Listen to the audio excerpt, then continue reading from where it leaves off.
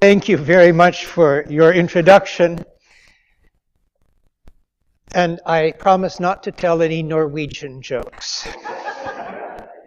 We had many in Minnesota when I was growing up. It's wonderful to be here in Edmonton. I've not been here. I've driven through Calgary on my driving across country once. I've been enjoying the city, and it's really wonderful to see snow again. We do have snow in Arizona, up in the mountains, but this reminds me much more of growing up in northern Minnesota, which is what makes me, and my wife is from Minot, North Dakota, which is even closer to being Canadian. She even speaks practically like you folks.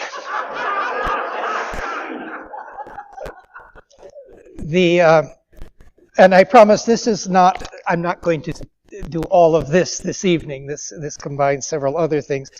I'd like to begin with a deceptively simple question. What is the Orthodox Church? When we refer to this church, to our church, it's the church at least of most of us who are here this evening, what do we mean by this? If someone says, tell me about your church, how do we respond? How do we present this church to others? How do we present this church to ourselves? And this evening, and continuing on Saturday, I'd like to explore such questions by offering some reflections on Orthodox identity. I'll begin with some historical perspectives. And keep in mind, I taught church history for over 30 years, mostly ancient and medieval.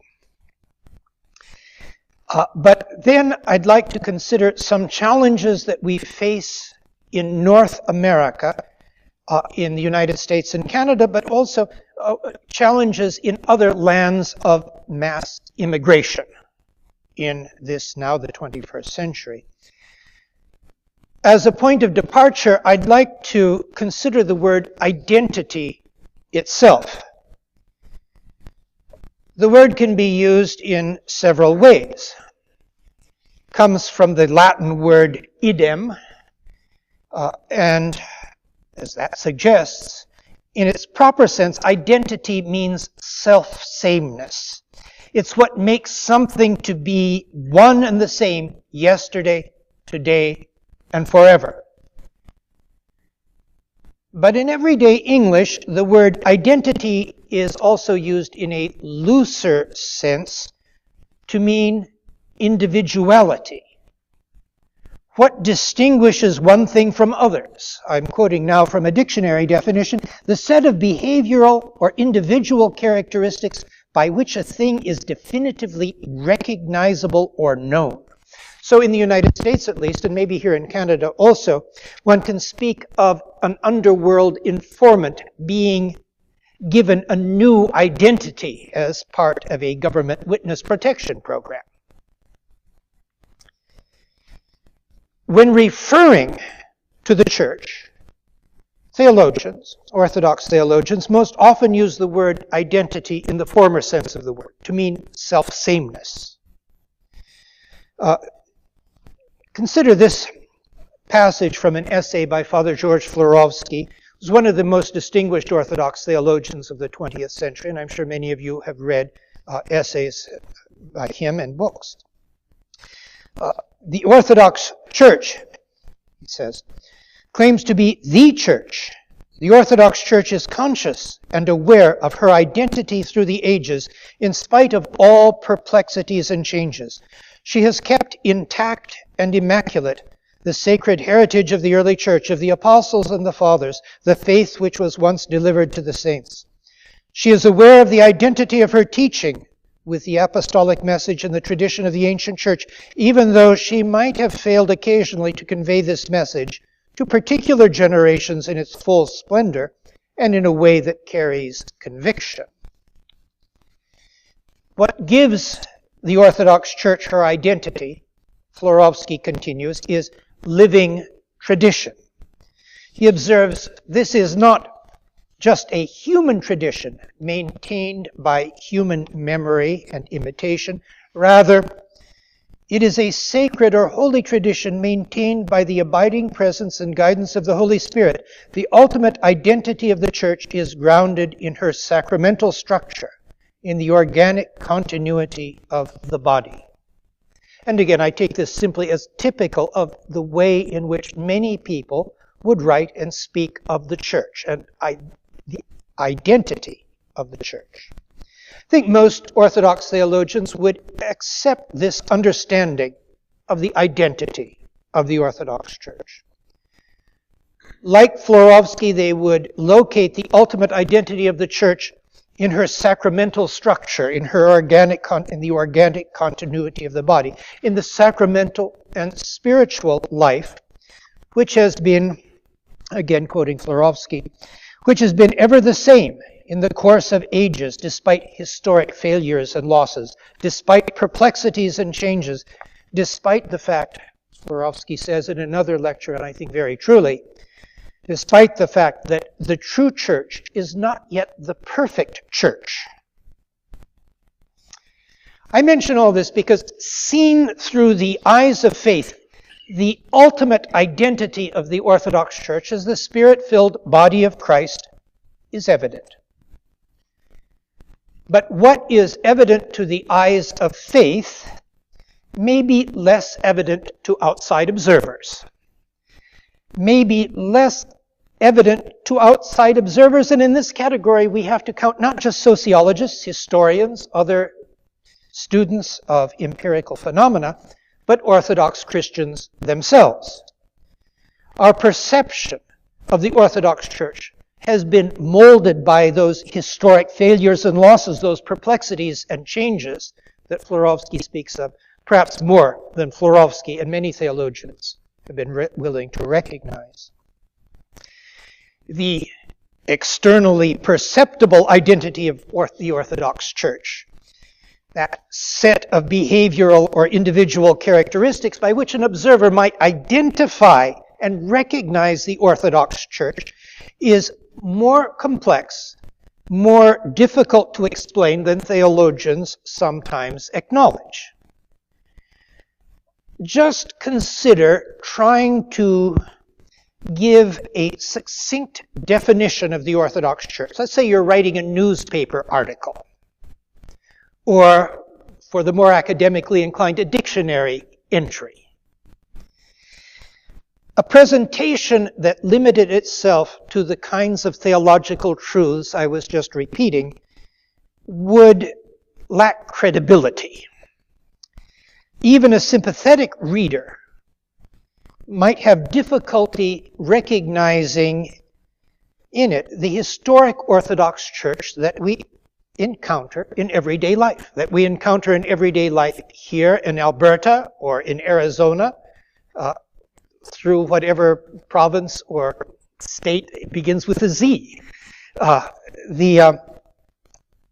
Let me just offer as an illustration.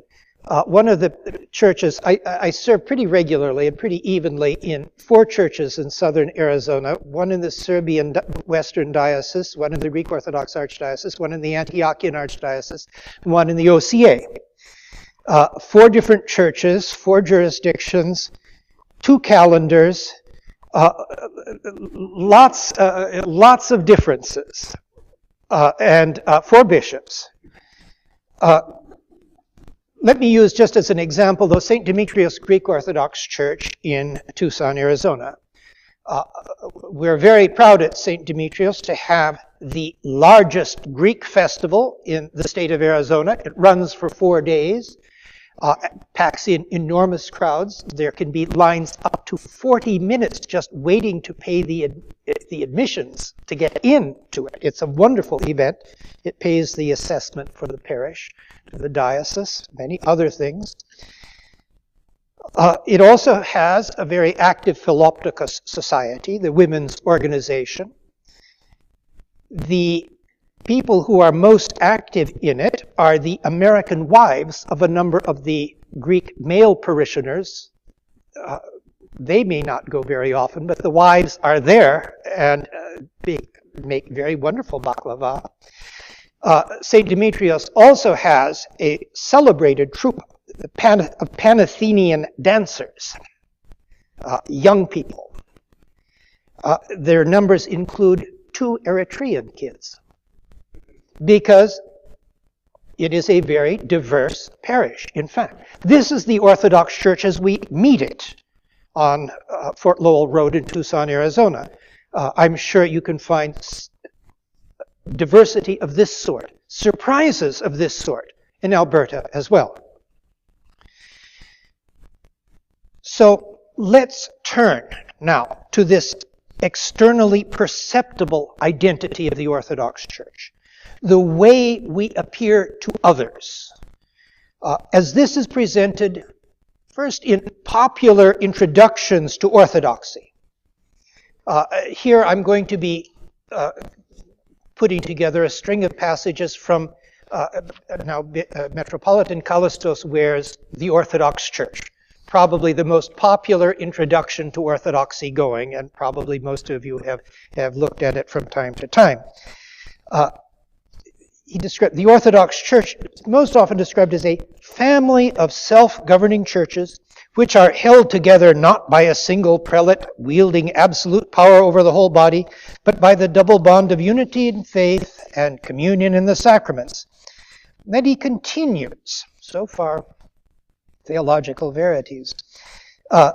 In popular presentations of this sort, the universal vocation of Orthodoxy may be acknowledged, but certainly the self-governing churches actually constituting this family are more or less accurately recognized as being Eastern, as distinct from Western in their primary geographic distribution, as being Greek, as distinct from Latin or Syriac in their theological tradition, largely ethnic, Russian, Romanian, Ukrainian, Bulgarian, Greek in their culture.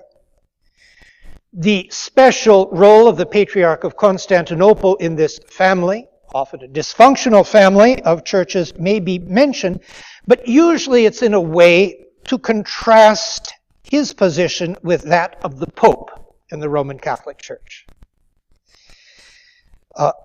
As further refinements and qualifications are added, these popular presentations do give a reasonably accurate account of the set of behavioral or individual characteristics by which an outsider might recognize and identify the Orthodox Church.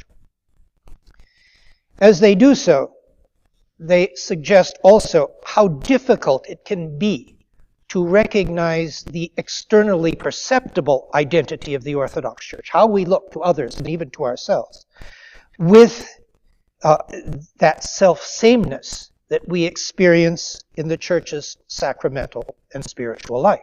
How do you hold these together? Also, these externally perceptible aspects of our identity suggest the high degree to which Orthodox identity in its external aspect has been formed in very particular historical circumstances. These circumstances, some economic, political, circumstances of the sort typically studied by historians, but there's also a specifically religious element involved in the way in which we come to be viewed. To a high degree, and I'll spend a couple minutes on this theme, to a high degree, Orthodox identity in its external aspect has been formed in the context of Christian divisions. The characteristics by which not only outsiders, but we ourselves identify our church most often are those that make us different from other Christian groups. Certainly that has been, over the centuries, how we have gone about presenting ourselves, or others have identified us. Now, a full account of how these distinctive characteristics have emerged and have gained prominence in Orthodox self-understanding, this would require many volumes. I usually do that in 2 semesters, or 3, depending on changes in the curriculum. At the risk of oversimplification, we can identify 2 ways this has happened. This has happened by emulation, that is, by imitation or appropriation for oneself of claims, institutions, or practices of another.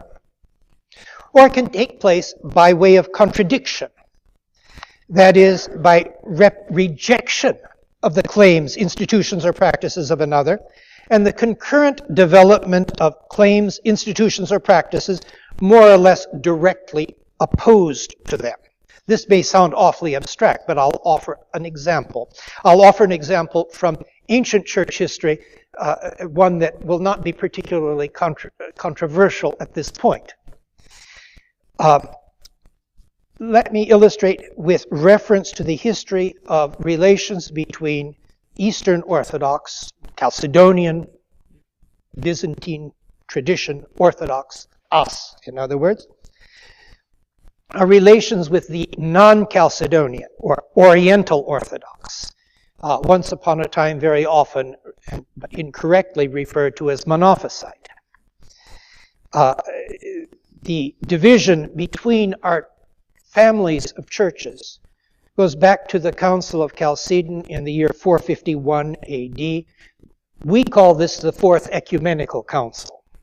They don't. In this Oriental Orthodox, pre-Chalcedonian or non-Chalcedonian family of churches would be the Copts, whom we will be visiting in the course of these events. David, you'll have to remind me when it is that we're doing this. Copts in Egypt, Armenians, Syrians, Ethiopians, Eritreans in their home countries.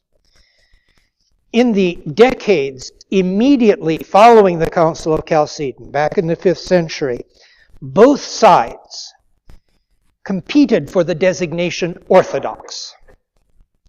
In various ways, they tried to demonstrate their own perfect fidelity to the faith of Nicaea, the First Ecumenical Council. For example, it was in this context that the Creed, the Nicene Creed, was introduced into the Divine Liturgy. The Creed hadn't been used in the course of the Divine Liturgy until that point. It was associated with baptism. But it's at this point that you prove that you're really Orthodox by saying the Nicene Creed at every liturgy. But somewhat later, emulation of this sort gives way to contradiction. We can see this at its simplest in our Triodian rubric for Cheese Fair Week. During this week, the accursed Armenians fast from eggs and cheese, but we, to refute their damnable heresy, do eat both eggs and cheese for the entire week. In other words, what one side does is enough to prompt the other to do the opposite.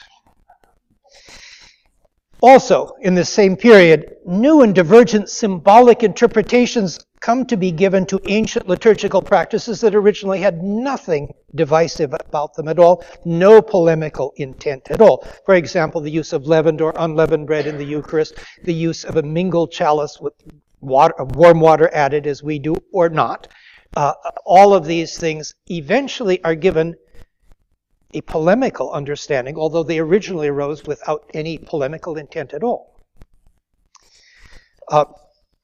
I mentioned these elements of emulation and contradiction, our relation with the Oriental Orthodox.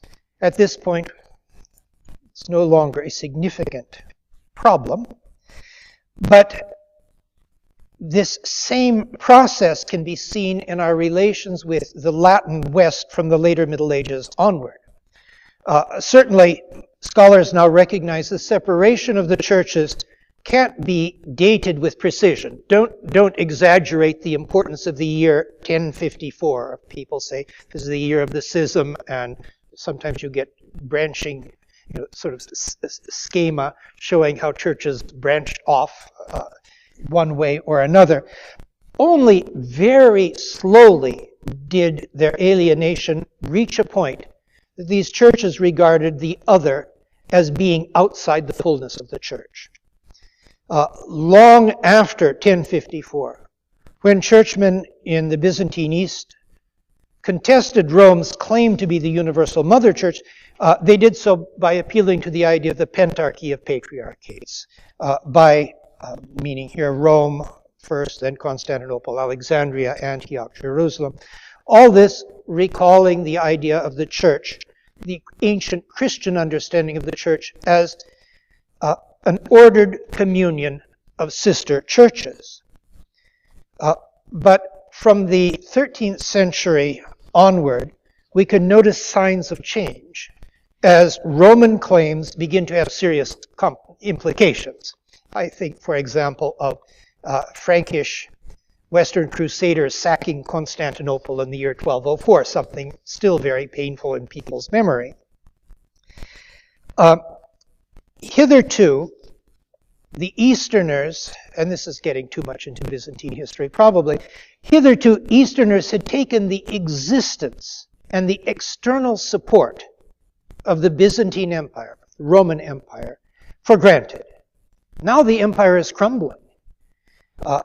In the vacuum, patriarchs of Constantinople, initially living in exile in Nicaea, began to rebut papal claims to universal authority by calling attention to their own universal authority among the right believing, among us, rather than the emperor, or a fortiori the pope. Now the patriarch comes to be seen as the focal point of the civilized world, the symbol of the unity, the identity of an organic Orthodox Christian world now over against the Latin West. Again, I'm sketching this as quickly as possible. You can see how developments in one area will influence the way that we present ourselves. In other words, Latin claims are rejected, but aspects of these claims are adopted as our own. After the fall of Constantinople to the Turks, signs of emulation, contradiction, often in combination, multiply. The most often cited examples, some of you will be familiar with this, are in the area of theology, a kind of uncritical adoption of Latin scholastic categories.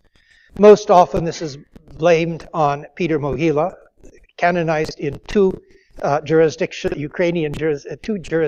or three, roundly castigated in another.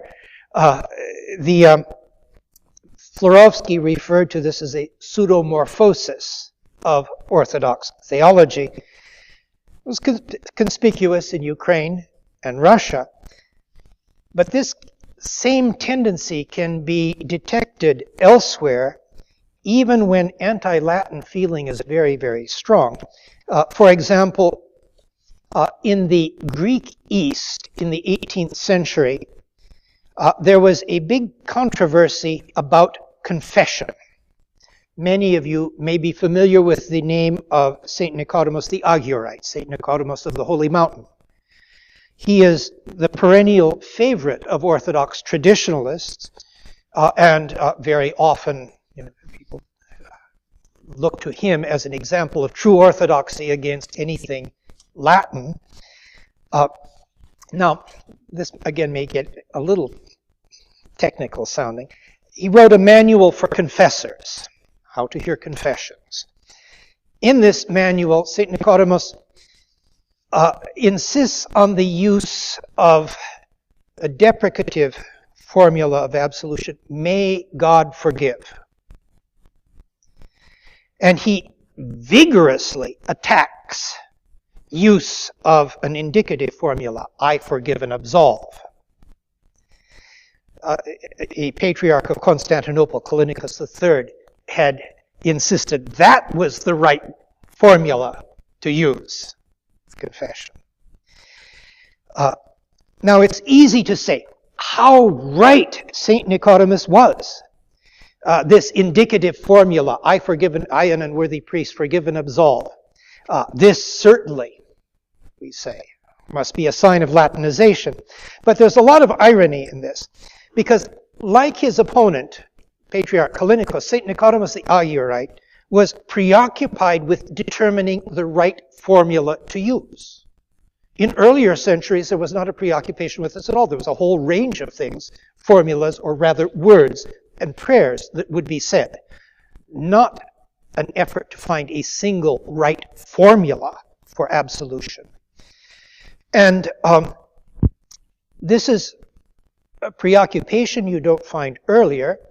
And St. Nicodemus refers to his preferred words precisely as the form of the sacrament. In Greek, to eidos tu mysteriou. This is technical, theological vocabulary, and it is straight out of Latin scholastic theological vocabulary. The form of the sacrament. He attacks the indicative formula as a Latinization, but he does so, St. Nicodemus does so, in the context, in the framework of a sacramental theology that itself is quite Latinized, even in its technical terminology. Again, there are a lot of ironies of this sort. Less often noted is the impact that developments in Latin understanding of the Church had on our Orthodox self-definition in this period. The Latin Church, the Western Church in the Middle Ages, could be described as a big tent. All kinds of theological currents and views of church polity could be encountered. This changes in the age of the Protestant Reformation in the 16th century. The Reformers tended to view the church as the invisible body of true believers. Again, I'm oversimplifying. That is to say, those who had correctly perceived and appreciated the doctrine of salvation by faith alone. Against this invisible understanding of the church, Roman Catholic theologians developed what has been called Soteriological and Ecclesiological Exclusivism. That is, the idea that no salvation is possible outside the visible institutional structures of the Roman Catholic Church. Quickly enough, this understanding of the Church, initially developed against the Protestants, comes to be applied to the Orthodox as well. An earlier sacramental approach could suggest that the Orthodox, an approach common both East and West, could envision reunion as restoration of communion between sister churches, estranged churches, but could envision reconciliation. Now this gives way in the Catholic West to a predominantly institutional ecclesiology aimed at conversion of individual schismatics to the Roman Church and their submission to the Roman pontiff, its very visible head. This new ecclesiology expressed itself in a number of ways, for example, with the development, with the establishment of now called Eastern Catholic churches, which tended to drive the churches even farther apart rather than bring them closer together. Symptomatic, more than ever, each side came to insist on itself as being the exclusive bearer of salvation. Symptomatic on the Roman Catholic side was a 1729 order of the Congregation for the Propagation of the Faith, which was in charge of Eastern churches at that time, forbid any communicatio in sacris with the dissident Orientals, meaning us. Communicatio in sacris, communion in sacred things, did not mean simply receiving communion. People didn't receive communion very often anyway. It meant going into churches, venerating images, genuflecting in the course of processions, the kinds of so forth. You could not go to a funeral or anything in somebody else in the other guy's church. That on the Catholic side. Symptomatic on the Orthodox side is, I'm giving the official title, Definition of the Holy Great Church of Christ, Defending the Holy Baptism Given from God and Spitting upon the Baptisms of the Heretics. This was issued by Patriarch Cyril V of Constantinople in 1755. It's a pronouncement, by the way, that has never been officially rescinded, though it's been enforced only erratically. In other words, just as for the Roman Catholics, the dissident Orientals, we were completely outside, so also for the Orthodox. The Latins were completely outside, so completely outside that they were to be regarded as unbaptized. And if on occasion an exception was made, and if they were received without being rebaptized, this was considered simply a matter of economy, signifying nothing of about the spiritual state of, or ecclesial status of the groups in question. This line of thinking is, in fact, one can still encounter quite frequently these days, although it is really basically an 18th century invention. This was the state of Orthodox Catholic relations in the 18th century. In the 19th century, Orthodox controversial apologetical literature elaborated on some of these themes, developed several new ones. For example, Orthodox apologetical literature would stress the conciliar character of Orthodoxy, this in contrast to the absolute monarchical character of Catholicism. Orthodoxy's decentralization and identification with national cultures was contrasted with Roman emphasis on uniformity and the exclusive use of Latin, and so on. In short, through emulation and contradiction, Orthodox identity in its external aspect continued to develop in counterpoint with Roman Catholicism and, to a lesser degree, with Protestantism. The usual joke is told that Orthodox used Protestant arguments to refute the Catholics and Catholic arguments to refute the Protestants. And again, this brings us to a very basic question, and one that has, spare you more ancient history, but brings us back to a very basic question. What is the relationship between the ultimate identity of the Orthodox Church as the Spirit-filled body of Christ and her externally perceived identity? This identity formed through emulation and contradiction in the midst of all those historic failures and losses, those perplexities and contradictions, those that Florovsky alluded to, I mentioned a few moments ago. For much of the Church's history, this question wouldn't have troubled most Orthodox Christians, whether hierarchs or theologians or ordinary churchgoers. They took for granted the full consonance, the complete agreement of all aspects of the Church's identity, not just its underlying belief structures, but all its distinctive practices and customs. And their adherence to the Church was reinforced by a number of societal supports. Sometimes, as in Byzantium, as in the Russian Empire, Orthodox Christians were in a dominant or hegemonic position. At other times, as in the Ottoman Empire, the Orthodox formed a close-knit subject population, marginalized within the dominant society and culture.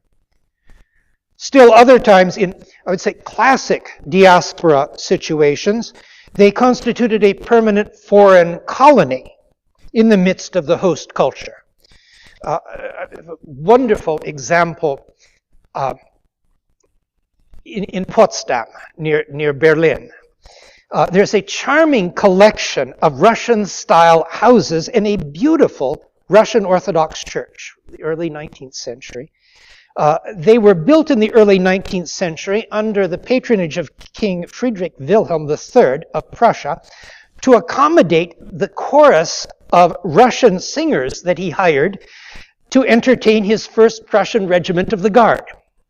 Still there, lovely, lovely place. But again, clearly a foreign colony in the midst of a host culture. Very different from our situation here in Canada, for example. In all these situations from the past, whether in a hegemonic position or marginalized in a ghetto situation or as a little colony in a host culture, Orthodox identity could be taken for granted as something into which you were born and from which you could not escape save by renouncing it in favor of a new and totally different identity, and this was usually by converting to another religion, Catholicism or to Islam or what have you. Over the past century, this complacency has been shaken in various ways. Nowhere has that been truer than in countries formed by massive immigration. My own case, the United States, certainly. Canada, Australia, some of the countries of Latin America have been totally refashioned and formed by mass immigration. And first of all, our societies at this point are notably and proudly pluralistic. One just has to look up articles on Canada, and that will be signaled as one of the main characteristics, even to the point now there's some questioning of the limits of pluralism.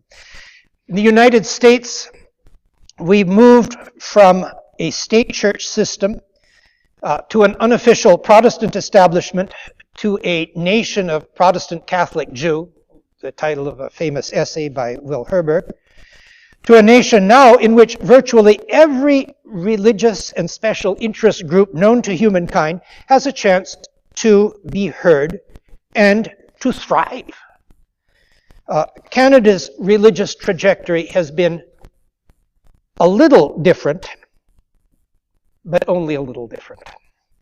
I did some homework, a factoid that maybe even you Canadians don't know. When was the first census undertaken in the Dominion of Canada? 1871, shortly after the formation of the Dominion. At the time, in this first census, 98% of the population indicated they were Christian, of whom 43% were Catholic, concentrated in Quebec, French-speaking Quebec.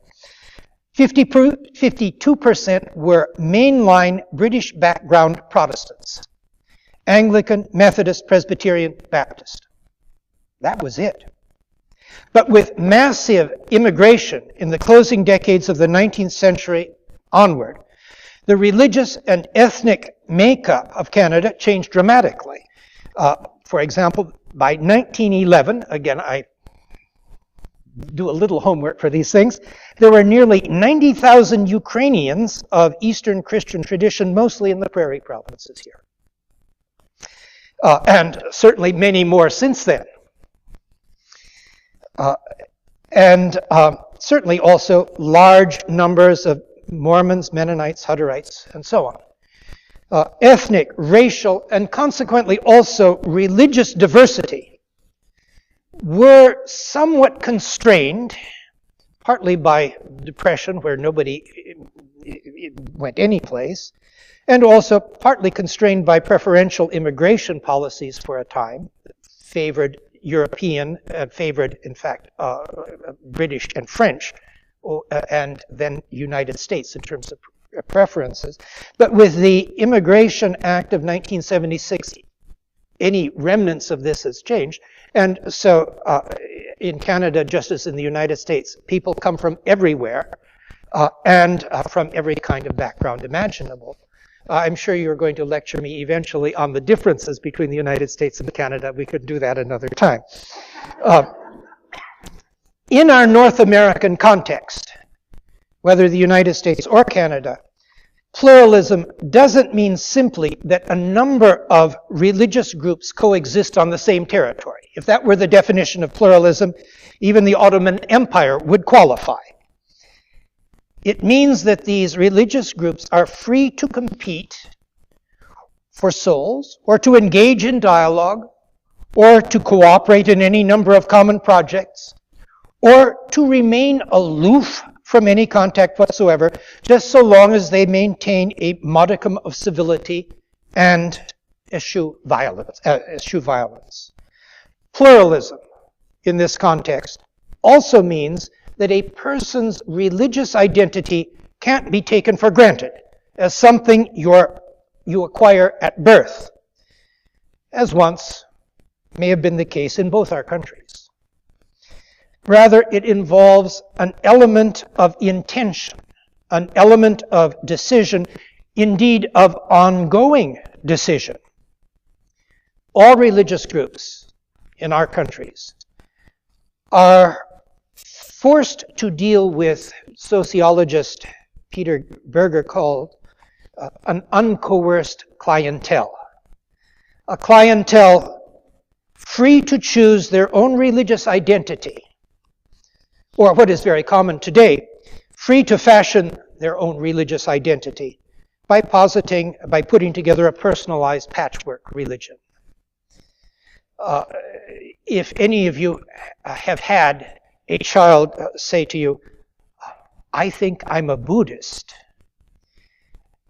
don't take that as an occasion for confrontation. It's simply an invitation for conversation. And it's the kind of conversation that I think many people, whether in the United States or Canada, have. Now, this experience of pluralism, it's affected all religious groups in North America and other lands of massive immigration, but not always in the same way. In my estimation, Orthodox Christians have had a particularly hard time adjusting. In our collective historical memory, from our collective historical memory, we are equipped to deal with a variety of situations, ranging from hegemony to ghettoization, persecution, and sectarian strife.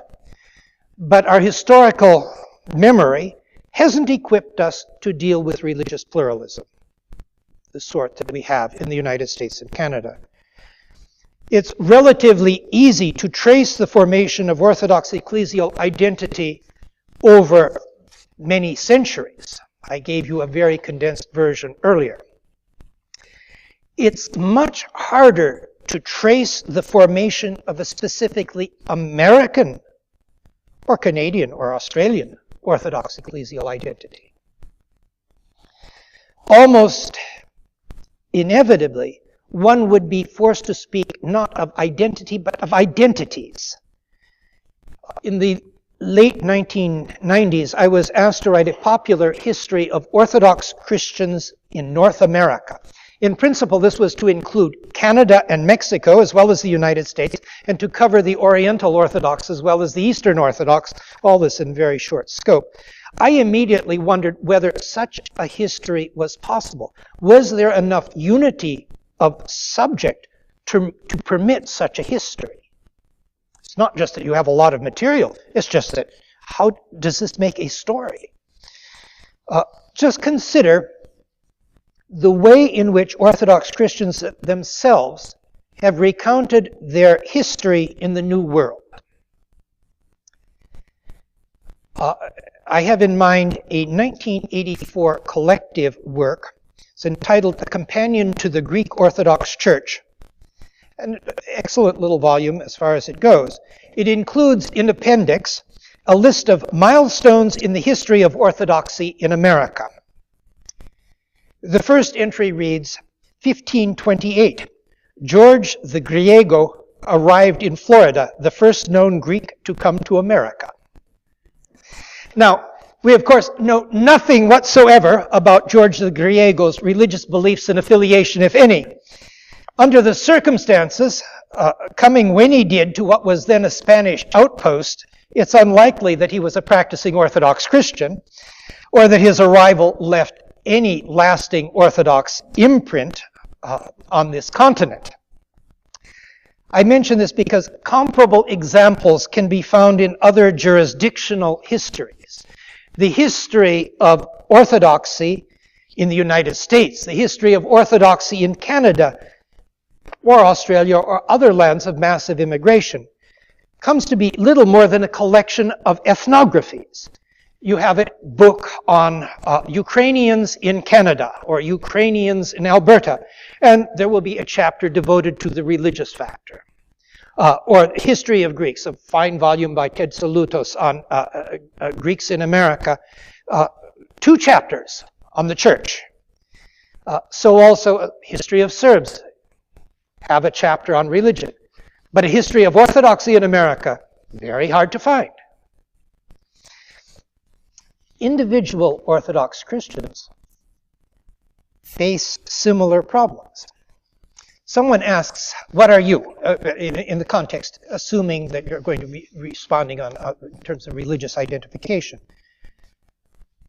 Very seldom is it enough simply to say Orthodox. I lived for a very long time in New York, and that would have had a very different meaning in New York. It would have meant that I was Jewish. It's not enough even to say Orthodox Christian in many cases. Inevitably, you're pressed to add a modifier, usually relating to ethnicity. Greek, Russian, Ukrainian, Serbian. The very least, one is pressed to acknowledge being Eastern. In the United States, at least, even among the Orthodox themselves, Orthodoxy is perceived as something foreign, exotic, so closely linked to alien cultures as to be non-American, if not altogether un-American, because there have been periods when we've been regarded as un-American and subversive. But even to our fellow Orthodox Christians, this claim can, some people will insist that they are simply Orthodox. But even to many of our fellow Orthodox, this claim seems presumptuous, a contradiction in terms, a claim to an impossible identity. How can you really be Orthodox and be American or Canadian? Much here depends on what it means to be Orthodox and what it means to be Canadian or American, what it means to uphold Canadian values or American values. So much of Canadian history and also U.S. history was spent in trying to form people in accordance with Canadian values and get them to adopt Canadian values or American values. And in the process, forgetting some of their tribal old world ways. In any case, neither the term Orthodox nor the term American or Canadian is self-evident. These don't represent stable, static realities. The definition of Orthodox has changed in various ways over many centuries. So also the definition of what it means to be an American, what it means to be a Canadian.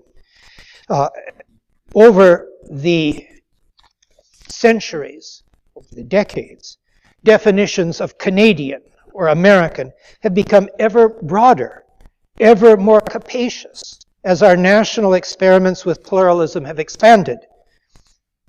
At the same time, the definition of Orthodox, I fear sometimes, has become ever more fragmented. Now, of course, the most obvious factor complicating Orthodox identity, whether in the United States or Canada, has been ethnicity. Sometimes a sense of ethnic identity is stronger than a sense of Orthodox religious identity. This is hardly a new discovery on my part. There are many reasons for this. Very often, and quite understandably, Orthodox Christians have found it difficult to imagine an Orthodox identity without a corresponding cultural or ethnic identity. But given the dynamics of religion in our nations, as these have been presented by sociologists and by general church historians, one would have expected the ethnic factor gradually to recede in importance, to lose its power to divide. That, at least, is what Orthodox Christians growing up in the United States in the decades following World War II were led to expect. I believe this is also what Orthodox Christians in Canada were led to expect in the course of the 1950s, 1960s, 1970s. The expectation was that Orthodox Christians, that in lands of immigration, the United States, Canada, there would be gradual integration into the mainstream of American life, into the mainstream of Canadian life. In the United States, we went from being immigrants to being hyphenated Americans, Greek Americans, Russian Americans, Ukrainian Americans, and so on, to being Americans whose religious preference was Eastern Orthodox. This in the 50s and 60s, continuing in the 70s. And that was how church history textbooks were written as well. Gradual integration of immigrant groups, religious groups, into mainstream life. This was what was going on in the 1960s, and I'm sure many of you can remember those days as well as I can. Probably better than I can. I get forgetful in my old age. I was referring a moment ago to those milestones in the history of Orthodoxy in America. There are comparable presentations that could be mentioned. We began with small, isolated beginnings, pioneers like George the Griego. Then waves of immigrants establish ethnic parishes. Gradually, the ethnic jurisdiction emerges, giving an element of institutional stability to the religio-ethnic groups in question. And most of these jurisdictions formed in the interwar period or included both the United States and Canada, or even more. For example, there was the Greek Orthodox Archdiocese of North and South America. It's very comprehensive. The Serbian Orthodox Church in North and South America. The Romanian Orthodox Episcopate of America also covered both the United States and Canada. The main exception here would have been the Ukrainian Orthodox Church in the USA, distinct from the Ukrainian Orthodox Church of Canada. But over a dozen such jurisdictions in the 1940s. But following World War II, we become more and more integrated, you think. In the United States, we had in this period 1955, official congressional recognition as a major faith. Again, I'm going from these milestones of Orthodoxy in America. 1957, Archbishop Michael of the Greek Orthodox Archdiocese becomes the first Orthodox hierarch to take part in a presidential election. 1967, Archbishop Iakovos walks with Martin Luther King Jr. and other religious leaders in the March on Selma, Alabama. Similar milestones could be mentioned, noted in Canada. 1989. What happened in 1989? What? Ray Natishin was named Governor General. There similar integration into society. In the United States, at least, Orthodox were joining Protestants, Catholics, and Jews as full-fledged Americans. The nation's pluralism, by that point, having expanded to accommodate what lingering elements of symbolic identity these immigrants and descendants of immigrants might have. So you continue to eat pierogi, baklava and have Pan-Athenian dance troupes, but you no longer speak Greek or Serbian or any number of other things that are a little bit harder to master than baklava recipes. So as we were becoming more American, the Orthodox were also beginning to come together in greater unity. Their common American Orthodox identity was beginning to transcend ethnic particularities. Here we can note another milestone that affected both the United States and Canada, since the jurisdictions spanned the border at that point. 1960, the formation of SCOBA, the Standing Conference of Canonical Orthodox Bishops in America, body that brought together heads of nearly all the Orthodox jurisdictions in North America. It seemed to anticipate a united Orthodox Church in America, and the establishment, this being simply a manifestation of a common Orthodox identity. This is how the story of Orthodoxy in America seemed to be going when that companion to the Greek Orthodox Church was being assembled. When I was in high school and college and university, this is how many Orthodox Christians in America expected the story to go. This is how the story was supposed to go. Even the sociologists said this was inevitable. But over the last few decades, the story of Orthodoxy in the United States, and I believe also in Canada, has taken a very different turn. In my estimation, anyway, Orthodox Christians in North America are less united now than they were in the 1960s and 70s. Why? This is not simply because of personalities, though this has to be taken into consideration. People like Archbishop Jacobus, he was a giant. This is not simply because of ethnic resilience reinforced by new immigration, though this has been massive both in the United States and in Canada. First in the wake of the Cyprus crisis, then civil war in Lebanon, then the collapse of communism in Eastern Europe. It's transformed our parishes. Parishes that were once mostly English-speaking, Greek-American parishes, for example, who were mostly English-speaking, then became, again, Greek-speaking principally. And so also other ethnic groups the same way. Our parishes, I would say we are less homogeneous than we were 40 or 50 years ago. 40 or 50 years ago, we were all basically hyphenated Americans or hyphenated Canadians. Ukrainian Canadian, Greek Canadian, Russian Canadian, what have you. Now, this is changing.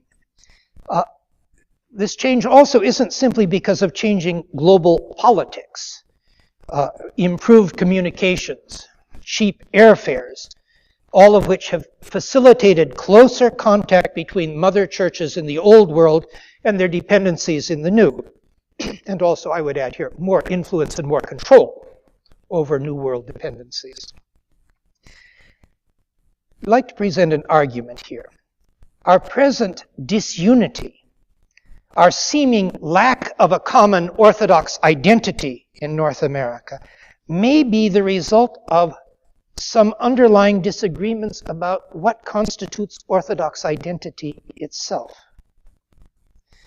These disagreements, I would suggest, have developed and increased as literate and well-meaning Orthodox Christians in North America, that uncoerced clientele that sociologist Peter Berger speaks of, have discovered and have freely and self-consciously adopted for themselves some very different and disparate Orthodox identities. Most often as the result of extensive, though perhaps selective, readings in Orthodox theology. Books on Orthodoxy in English have proliferated, as we all know, and in French for that matter. So also have internet resources. Many of these books may not be worth reading, but read they are. Even those that are well worth reading may be read and understood and applied in very different ways. Some of my teachers long ago, and colleagues in a couple cases, were theologians. Father George Florovsky, I've mentioned before, Father Alexander Schmemann, Father John Meyendorff. They were emigres. They were very important, though, in bringing Orthodox theology to America and presenting America to the Orthodox world. And here I would include Canada. Meyendorff's and Schmemann's spent all their summers at Lac La Belle in the Laurentides. So at least they were at least a quarter Canadian in residence. These people, on the one hand, theologians, contributed to the Orthodoxy's adjustment and adaptation in the North American context. They were involved in the ecumenical movement in various ways, putting Orthodoxy into a more conspicuous position on the world stage. They were experts in early church history and thought. They found in the fathers of the church and in the worship of the early church resources for the strengthening and renewal of church life today. They called on Orthodox Christians in North America to rediscover their common trans-ethnic, supracultural identity. They denounced what Father Schmemann called the evil plague of jurisdictionalism. They called for Orthodox unity. They drew attention to the importance of mission in the history of Orthodoxy, including the history of Orthodoxy in America, as witnessed in the name of this church itself. They emphasized the importance of the church's worship, above all, the Eucharist, for all aspects of the church's life. And implemented on a parish level, this meant, among other things, greater use of living vernacular languages, English and French, in church services, more frequent communion. You know many of the things that you're familiar with here in this parish. So, theologians, Orthodox theology, their books have contributed to the integration of Orthodoxy in North American life. But the story isn't quite so simple, though it is drawing to a close, I assure you. The works, even of the people that I've just mentioned, people like Florovsky, Meyendorff, Schmemann, could be read in very different ways and have been read in very different ways. Among other things, these theologians had a deep interest in the problem of the relationship between Christianity and culture. At the risk of gross oversimplification, their contribution can be summed up by using categories that those of you familiar with H. Richard Niebuhr's classic work, Christ and Culture, would be aware of. Sort of a classic in religious studies. In reaction to an orthodoxy that regarded itself as the bearer of culture, but in fact was submerged in culture and effectively reduced to ethnic culture, these emigre theologians preached a message of Christ the transformer of culture. Just as the Christian message once transformed and transfigured Hellenistic culture, just as the Orthodox message transformed and transfigured other cultures, Slavic, Native American, what have you, so now also, they argued, the Orthodox Christian message must transform and transfigure North American culture. This is one way you could read Orthodox theology today and its contribution. But often Orthodox theology and the contribution of theologians to this, and their books to this, can be read in a slightly different way.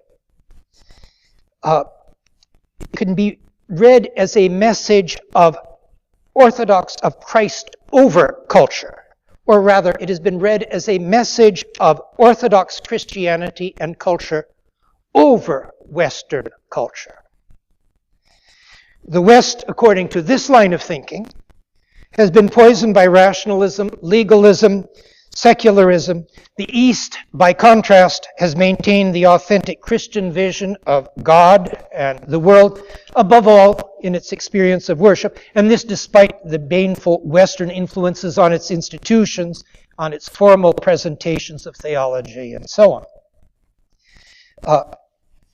You can see two very different interpretations of orthodoxy in its relation to culture, orthodoxy in its relation to our North American situation. And I would say that the impact of books of the people I've mentioned and many other things that people read, the ways that we have discovered orthodoxy, the way that so many of us have read our way into orthodoxy, this can be unsettling. The impact has been enlivening.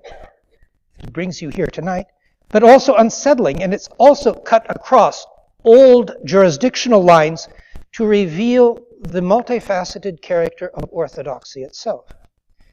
It takes only a quick browsing of the internet to demonstrate this. In the United States, at least, and I expect also in Canada, there are a host of controversies troubling Orthodox church life today, down to the parish level. Controversies about forms and styles of leadership. Controversies about accountability and transparency. Controversies about liturgical practice and even musical idiom. Controversies about the place of monastic expressions of piety in parish contexts. And the list could go on and on. I expect you've run into controversies of this sort. A significant but easily overlooked truth about orthodoxy helps explain why this has been the case. Orthodox Christians live by an ideal, whether they are able to articulate this ideal or not. Orthodox Christians sense the need for wholeness, for integralness, I guess one could say, for authentic church life to penetrate the surrounding culture. And over the centuries, Orthodox Christians have had some experience of this integralness in our various Old World Orthodox Christian empires and nations, even when these have been reduced to a ghettoized situation. And Orthodox Christians, in turn, believe that the greatest threat to orthodoxy in North America and elsewhere in the so-called diaspora, much discussed topic, comes from dilution, comes from loss of authenticity, loss of wholeness, loss of integralness. And this fear holds true not just for cradle Orthodox Christians. I think they are, in fact, relatively unconcerned about this. It holds true also for converts to orthodoxy and reverts to orthodoxy. People who were baptized in the Orthodox Church, spent a great deal of life away from the Orthodox Church, and then reverted to orthodoxy at a later point. North Americans of whatever sort have found orthodoxy attractive, in large part because orthodoxy has been a culture informing Christianity, a Christianity not content with remaining on the margins of life even under difficult circumstances, so that church goes on not just here, but in our homes, in the way we arrange our homes, the way that we pray and when we pray. So many aspects of life touched. I remember my children, we were fixing hot dogs at the beach once, and I didn't say a prayer. And their conclusion was, we don't bless hot dogs. So habituated they were to the idea that you do things in a certain ritual way. And it's not just confined to doing it here. It's also something that you even do at the beach. I would say that Orthodox Christians have found people coming to Orthodoxy, rediscovering Orthodoxy or experiencing it, find it attractive precisely because it doesn't separate a timeless essence of Christianity from its historical manifestations, because it bridges the gap between the ultimate identity and the perceived identity of the church, because it holds together classic expressions of mystical theology, Vladimir Lossky's mystical theology of the Orthodox Church, or the Philokalia, or what have you, with the Pan-Athenian dancers at St. Demetrius Greek Orthodox Church in Tucson. In the past, in the heyday of the ethnic jurisdiction, this preoccupation with integralness most often was expressed in the form of ethnicism, and this is still sometimes the case today. But today, Orthodox preoccupation with authenticity, with wholeness, with integralness, can't be explained simply as vestigial ethnicism. Today, some people would argue that authentic Orthodoxy calls for greater openness to the surrounding culture. If enculturation on the Alaskan mission model is to take place in North America, if we're really going to transform this world in which we live. But today also an increasingly vocal minority argues that authentic Orthodoxy calls for maintenance of a style of life and practice that visibly distinguishes and separates Orthodox Christians from the surrounding culture. There is, however, no longer a direct correlation between such positions and ethnic background or jurisdictional affiliation. You find the same cleavages in every jurisdiction that I know in North America. If anything, the increasingly derided modernist is more likely to be cradle Orthodox than convert. And if anything, the self-styled traditionalist is more likely to be an American convert who has read his way into Orthodoxy, or a cradle Orthodox revert who has read his way back into Orthodoxy, than a cradle Orthodox who has remained in church life all his life or all her life. Those of you who from time to time look at Facebook or elsewhere, you may be familiar with a meme, Herman Hyperdox. You run across this, any of you? Some of you, not very many.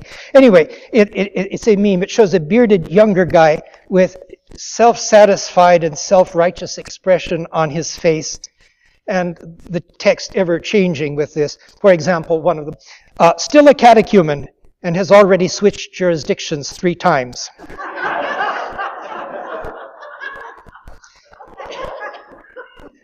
Has to give a presentation at work. Begins by saying, "Wisdom, let us attend." Or parents wouldn't call him Barsanuphius at the family reunion. Reminds self that Jesus said his disciples would be persecuted. You get the idea. At this point in North America, we're faced with a plethora of views as to what constitutes authentic orthodoxy, integral orthodoxy. What should be our Orthodox identity in this new world context?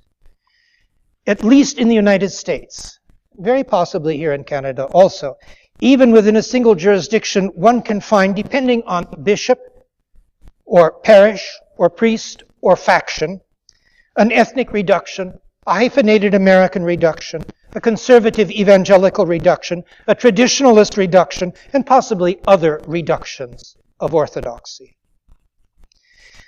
Reductions that would seize upon select aspects of our externally perceived identity as being the quintessence of the faith.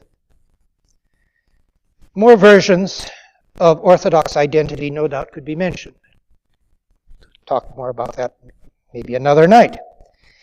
The problem facing us is this: how can we properly valorize our externally perceived identity, our ethnicity, our various distinctives, various aspects of our historical patrimony?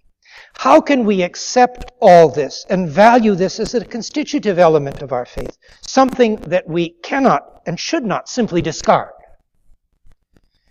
But at the same time, how can we relativize our ethnicity, our distinctives, all those historically contingent aspects of our identity in response to the more compelling demands of our faith?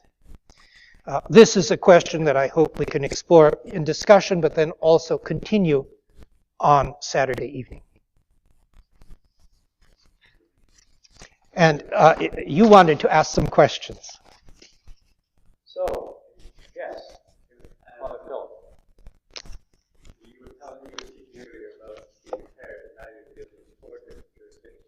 You're observing all of this issues of comparison firsthand. How is that breaking? I mean, it must be I'm having a ball. because I'm retired and I don't depend on any of them for my livelihood. What I mean is you're being able to observe these things. Yeah. This must be giving you some interesting opportunities for studying and For studying, but also studying and interacting. I try not to create a whole lot of waves, but I can tell you, I've joked, the 4 places I serve most frequently, there are 4 jurisdictions, 4 bishops and so on. One of the churches has doors and curtains, one has curtains, no doors, one has doors, no curtains, and one has neither nor. And the way in which services are done also varies considerably. One, for example, part of the unchanging tradition. For example, one very observantly sings all the prescribed troparia on the Beatitudes, all of Psalm 33:34 at "Blessed be the name of the Lord henceforth and forevermore," with the expectation the priest will consume the gifts at that point. The most rubricaceous place I've ever seen, and consulting so closely with every little detail. And the personnel, the number of people, and so on. Fortunately, the singers are very good. But at the same time, there are just enormous gaps that make things, you never... the sight lines in the altar area are very poor.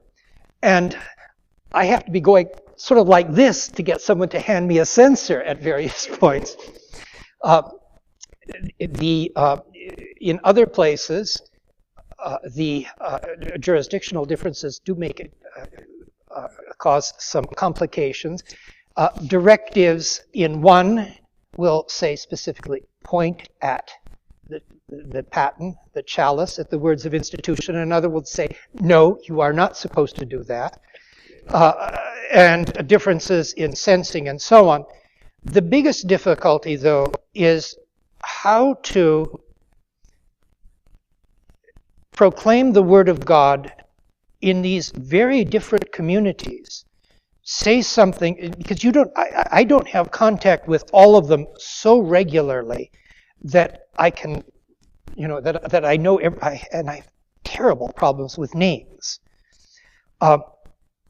How do you convey the gospel in these very different situations? How do you give hope to a parish? I'm the closest in Bisbee, Arizona. It's a mining community. The mines went out in the end of the 60s, beginning of the 70s. I serve there once or twice a month. I'm the closest to a full-time priest they've had since the 1970s. How in this situation do you bring a message of hope and also suggest that Orthodoxy may have something to say that the local community church hasn't been telling you on all those other Sundays that you have been going to church, but maybe hearing something a little different anyway. How do you talk to a very energetic, active, and enthusiastic college-age constituency at St. Demetrius Greek Orthodox Church and Holy Resurrection Antiochian Orthodox Church in Tucson, with kids with all the usual problems of being 16, 17, through the early 20s. A very close group, a very wonderful group. how do you get them to appreciate and feel appreciated for their performance with the Panathenian dance troupe, but at the same time encourage them to become more deeply involved with their faith, or simply and how do you allow them space to feel comfortable asking questions on religious matters? This in a situation where I'm, as you were mentioning, only just relatively recently ordained by Orthodox standards. I'm very recently indeed. So I can sometimes speak, I don't always speak ex cathedra and being an authority figure, especially not with these kids.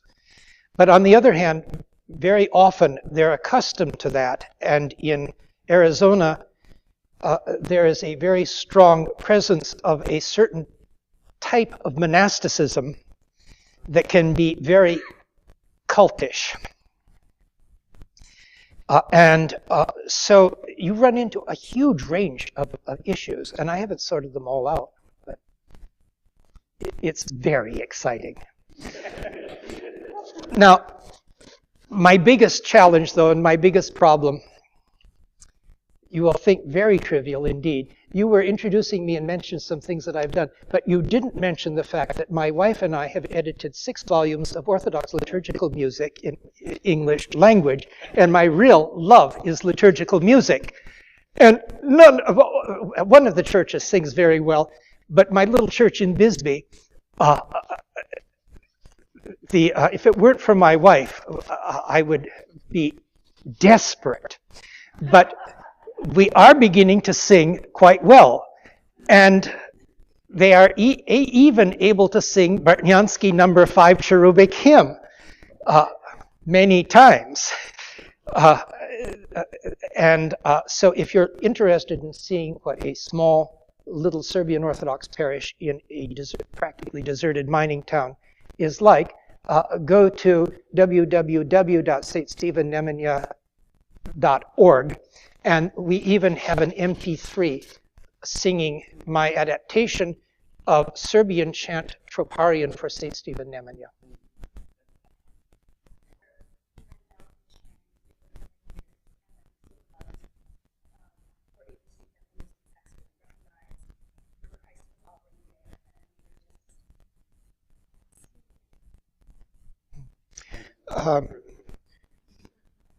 The first question about unity, it's a question that often arises because a big concern several decades ago was especially jurisdictional unity. It seems to me we are farther from that now, even with an assembly of bishops in Canada, an assembly of bishops, Orthodox bishops in the United States. We are, for reasons related to sociology, but also old world entanglements, farther from jurisdictional unity. We very often fail to recognize those elements of unity that we do have, and we don't always feel very comfortable talking about the elements of unity that we do have.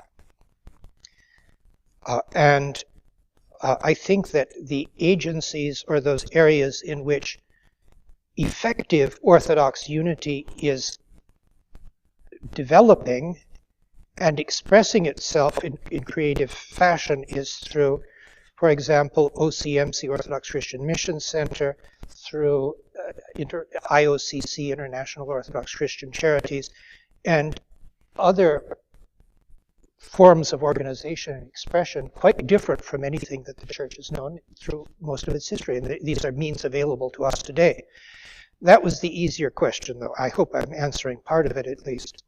The question of culture, and I think you've touched on a very important subject. I think historically, and I think a correct theological perspective, emphasizes the importance of seeking out and trying to see the image of God in each and every one, and being able to find in those elements of cultures, past and present, to be able to see those things that God loves and hopes that we will love and embrace, and that we will be able somehow to communicate with. But one difficulty in our North American context, though not exclusively here, it's just where I live and how I live, is the growing tendency, if something is new and different, or if there is not any possibility of direct communication, we are so quick to heroize or to demonize, and there is no other path. We use all kinds of superlatives that would best be reserved to Christ and the Theotokos for our particular hero of the day or moment, whether in politics or in ecclesiastical matters, and language that I wouldn't use for anybody at all. The internet contributes to this, for those with whom we disagree. This sharpening of this tendency to heroize and to demonize, and in this way to depersonalize those with whom we are interacting, I think is one of the most dangerous things in our North American society today. Again, this is, I think, rather different than the situation in our countries 3 or 4 decades ago, where there was a greater sense of community and commonality. But this also, I think,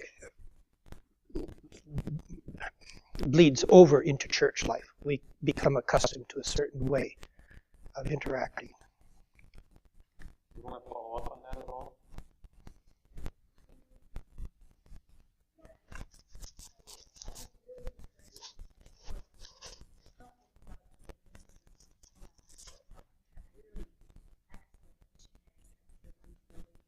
Yeah.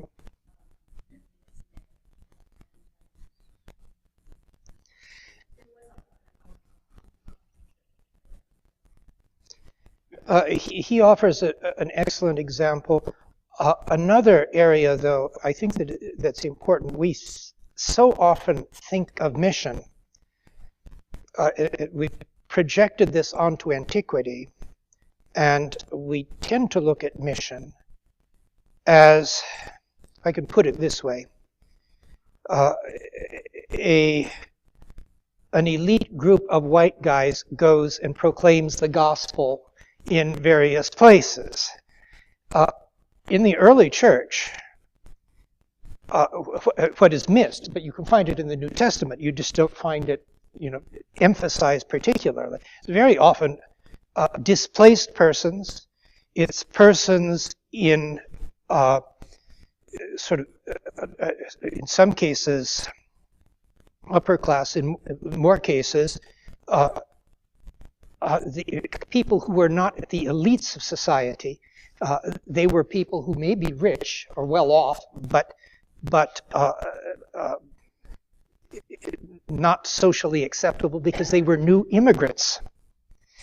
The martyrs of Lyon and Vienne, for example, in Gaul, included a physician and various others who occupied important niche roles in society. But they were a Greek-speaking ghetto in a Latin-speaking part of the empire.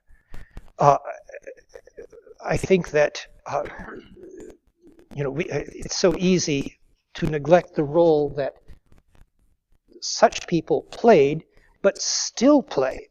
I was able to spend some time in Kenya, in Tanzania, in the spring of 2008, teaching in the Little Orthodox Seminary at Kisikizi, which is about a day's walk or a 4-hour drive from Bukoba on Lake Victoria. Orthodoxy in Africa is interesting because it was not a top-down white guys coming from outside and proclaiming the gospel. Christianity, Orthodox Christianity, especially in sub-Saharan Africa, grows by gossiping the gospel. was very often just ordinary people here, because people talk about religion and things that are in fact important to them, to other people. One of the people most important for development of Orthodoxy in Tanzania had been working in an office, and one of the other people working in the office happened to be Greek. And he in this way discovered Orthodoxy.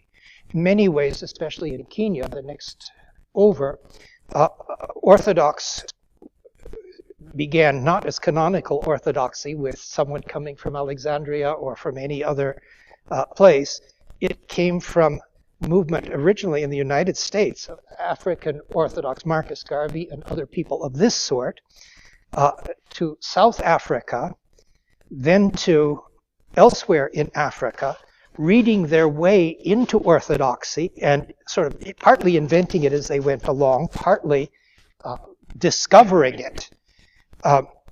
And this, I think, is what gives it its vitality. That and the singing. The singing is marvelous. We had that movement in Cape Breton here in Canada. We had a little piece of that movement. If I can ask you one thing. You talked about, you were making a case, or you were suggesting that we're farther away from unity, even though there's more sort of jurisdictional relationship. I mean, when we think of the end of the wall came down in '89, and a number of the jurisdictions in North America schismed largely over issues at least related to the communist period, and some of that's been healed.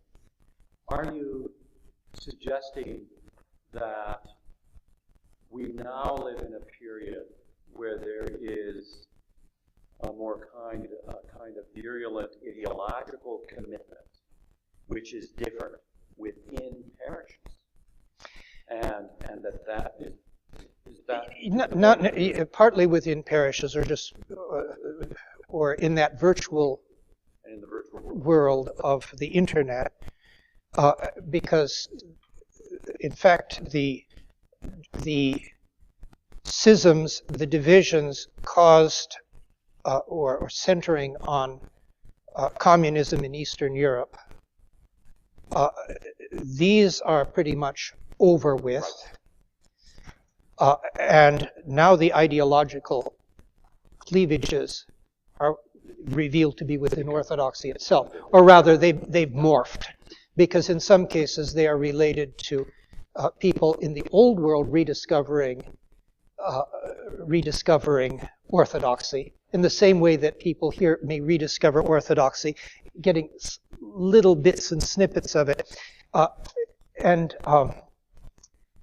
You know, it's interesting that some of the same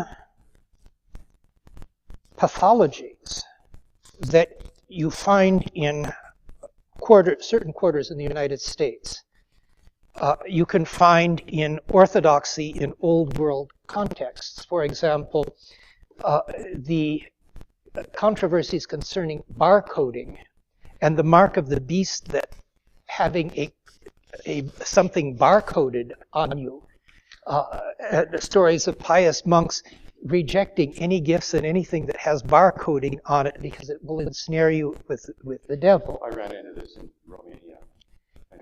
But you know, you find exactly the same ways of identifying the Antichrist and so on sites called biblicalprophecy.org and so on the internet from sects in the United States. I believe we're going to have coffee downstairs. You're going to speak more to this matter on after Vespers on Saturday. And I'm going to try to offer some answer to the question that I posed at the end. That's terrific. So come